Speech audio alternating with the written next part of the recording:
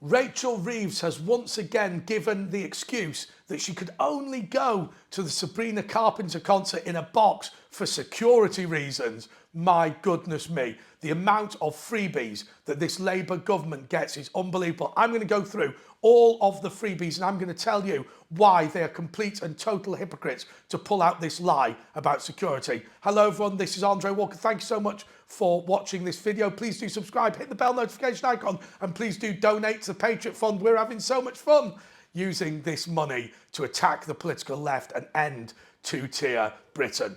Okay, so Sabrina Carpenter is apparently an American singer. She had an event at the O2. Rachel Reeves decided that she was going to go, and apparently she went with a family member, and the cost of tickets was £600 each in a box.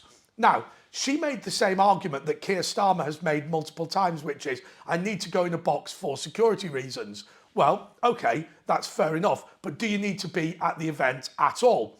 Well, let's just say this. First and foremost, I've been to Arsenal, right? I've got a friend of mine, very nice bloke who's Jewish, who can't go to Arsenal on a Saturday because he doesn't like to, well, whatever it is, for whatever Jewish reason, after synagogue, they don't let them go to Arsenal on a Saturday.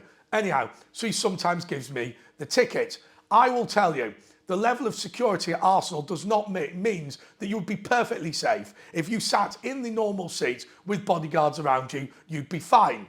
Okay, now, if you want to pay for your own box, pay for your own box. No problem whatsoever, if you are as rich as Keir Starmer. Similarly, with Rachel Reeves, let's just be clear. When we're talking about the O2, have you ever been to the O2? You literally get wanded, there's sniffer dogs on the door, and that's not even to get into the actual venue, that's just to get into the dome itself, because for those of you who won't know, it's the old Millennium Dome, and it's got shops and restaurants and all that sort of thing. What are these people up to?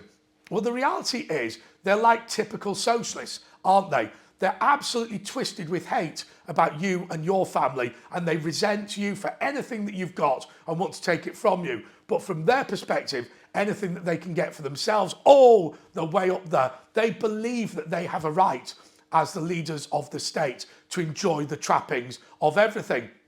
Well, when Rachel Reeves and Keir Starmer talk about the fact that they need to go to these events, they don't. We have a system in Britain that makes it very easy with freebies. They all just go to the royals.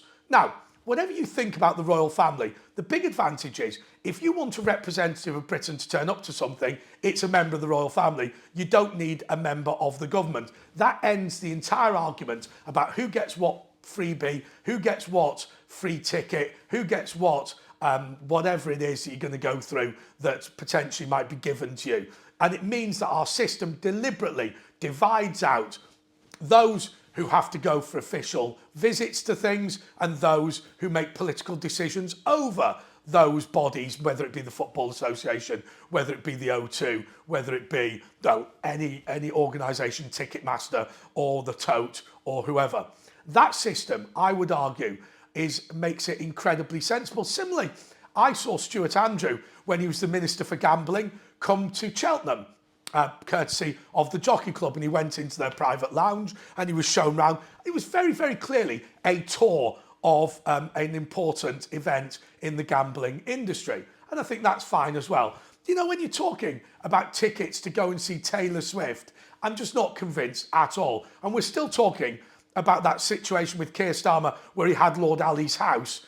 Of course, it's so funny the way that people on this channel and elsewhere think it's all to do with him and Lord Ali. The reality is him and the wife are not as close as he used to be, and during lockdown she insisted that he move out and live somewhere else. Oh, should I have told you that? Oh, well, I don't care, he's not going to sue me, is he? Let me list you some of the freebies, some of the important occasions that these people have been to. Keir Starmer, since he was Prime Minister, went to Arsenal versus Porto. That was worth £3,000.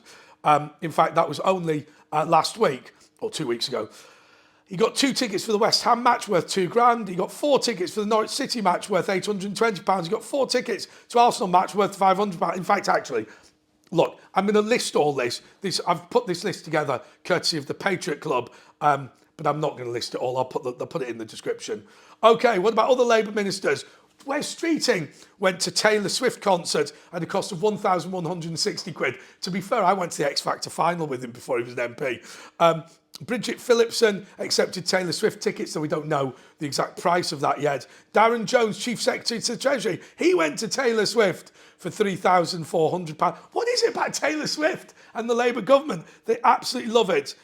I'm going to copy and paste that all into the description. But this is a time of significant financial problems for Britain. I don't think it's a time of austerity. We've seen government departments still run up massive bills. We've seen the welfare bill still absolutely exploding. But it's a time when ordinary people paying ordinary taxes are really struggling to get by. And the Labour government clearly don't care about that. In fact, I think they think you are the mugs and idiots that have to pay off their bills. This is unacceptable. As I said at the beginning of this, it is for the royals to go to these events. It's not for people to just accept all of these freebies. Now, let me tell you something else that annoys me more than any of this. There's been a constant effort by Labour to ensure that there is a disconnect between business and between politicians. Now, I've said loads of times that I believe MPs should be mandated to have a second job. I wouldn't pay them to be members of parliament. I'd pay them their expenses, but I wouldn't pay them to be members of parliament. I'd force them to have a proper job. Now, if you think that you can't have a job and be a member of parliament, how can you be a government minister then? It's fairly obviously supposed to be a second job. But the reason that Labour don't want people to have a second job is because they want for there to be no connection whatsoever in between business and politics. And I think there has to be.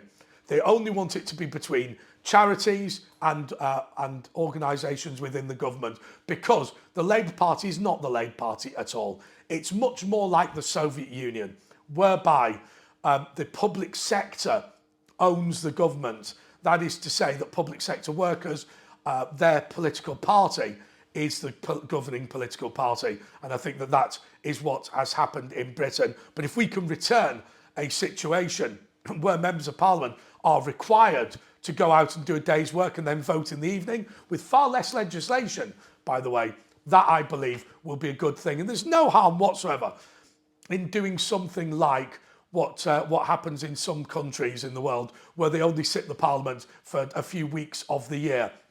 This whole thing that we've got where we're just voting through vast raft after raft of legislation is an absolute mistake, and it's something that we should stop anyway.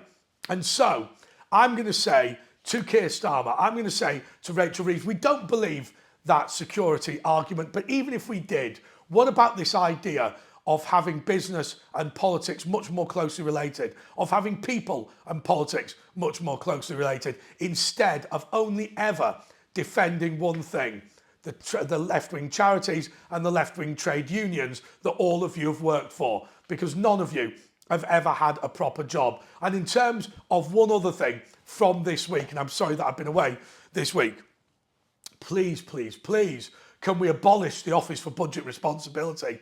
My God, that organisation is now driving what the government has to do. Every area of life in British public life and British politics now, there is a quango to tell us what to do, a quango to decide. I mean, this idea that Rachel Reeves is going to have to borrow more money is based on assumptions by the Treasury, that by the OBR, which are simply absolute garbage. Anyway, please do watch my other video today, which is all about how we're going to give South Western Railways Racist of the Month award, funded by the Patriot Fund. You can donate below. Oh my God, we're just getting started. Until next time, goodbye.